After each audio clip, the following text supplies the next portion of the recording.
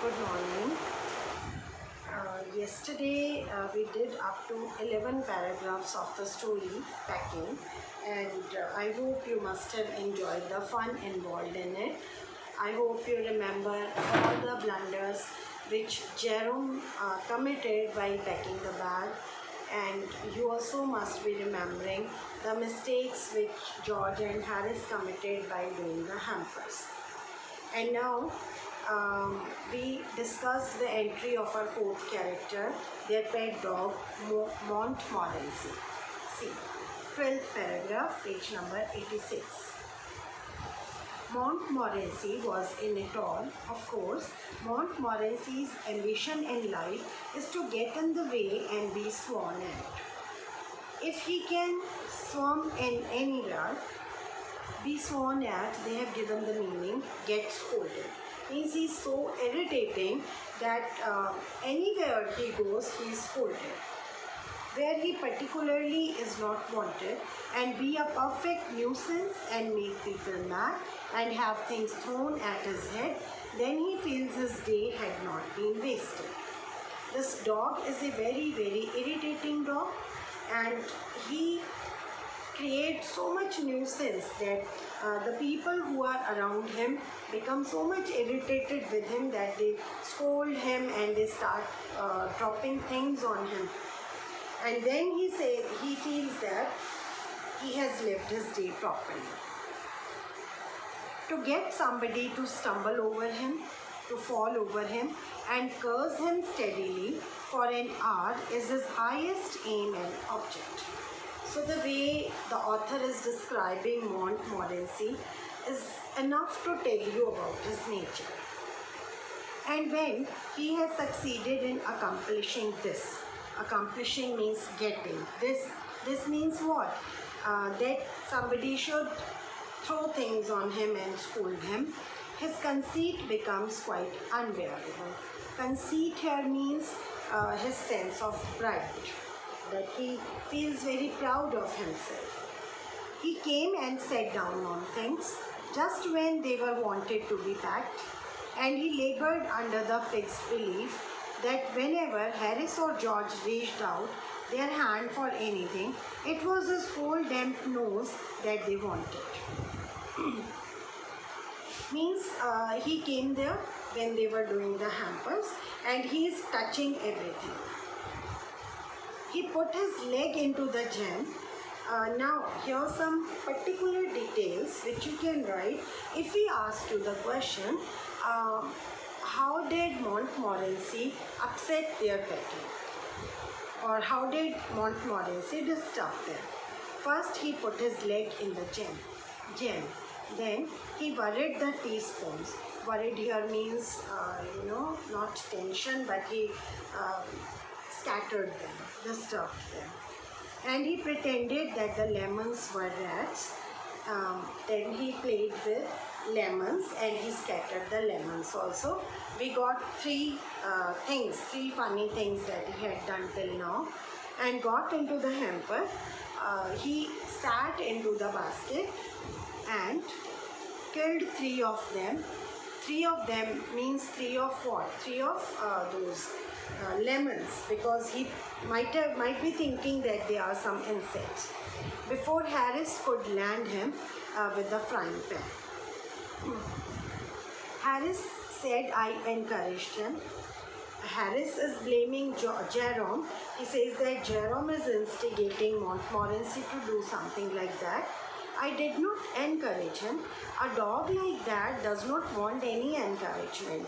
A dog like that means his own nature is enough to instigate him. His nature is so irritating that anybody can scold him. It is the natural, original sin that is born in him that makes him do things like that. The packing was done at 12:50 anyway, in spite of the blunders committed by all three of them, in spite of a lot of disturbance and nuisance caused by Montmorency. They were able to pack everything, and was the time 12:50. And Harris sat on the big hamper and said he hoped nothing would be found broken. My God, see, his Jerome's sitting on the bag. That makes sense. Bag is of leather or cloth, it's not going to be broken. But if you sit on a basket which is carrying eatables and you hope that nothing is broken, how funny it is. George said that if anything was broken, it was broken, which reflection seemed to comfort him. If anything has to break, it has already been broken. Don't worry now. He also said he was ready for bed. We were all ready for bed. Harris was to sleep with us that night and we went upstairs. Now they wanted to sleep. We tossed for beds and Harris had to sleep with me.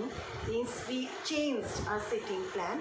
He said, do you prefer the inside or the outside, Jerome? I said, I generally prefer to sleep inside a bed. This is also one more example to show how funny they are, how strange people they are. They can sleep even inside a bed. Harris said it was odd. George said, what time shall I wake you fellows? Harris said 7. I said no, 6, because I wanted to write some letters. Harris and I had a bit of row over it. Bit of row means a sort of argument over what? Over the time of getting up in the morning, next morning, whether they should get up at 6 or 7. But at last split the difference and said 6:30. It is just like negotiation, just like bargaining. Okay, let's go some midway, let's meet somewhere midway, and they have fixed 6:30. Wake up at 6:30, George, we said. George made no answer, and we found on going over that he had been asleep for some time. So we placed the bath where he could tumble into it on getting out in the morning and went to bed ourselves. So the whole story seems to be funny and frankly speaking, somewhere at some parts the fun is crossing limits. Some of you might be irritated also at some places, but try to understand the intention of the author behind writing this.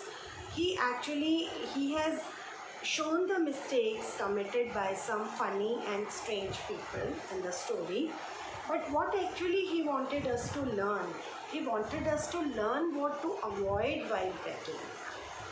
What are the things which we should avoid while packing hampers or packing the bags, and that what problems we can face. We can face the problem of not packing something which should be packed, or packing something which should not be packed, or perhaps packing or not packing but forgetting whether we packed it or not. So for this, actually he indirectly wants us to think about a solution of all that.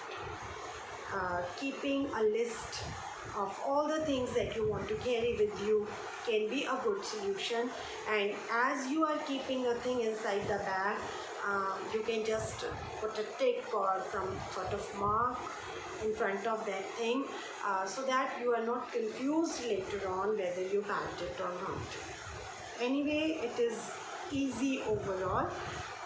Tomorrow we will discuss the question answers. Before that, I want you to read the story once again carefully.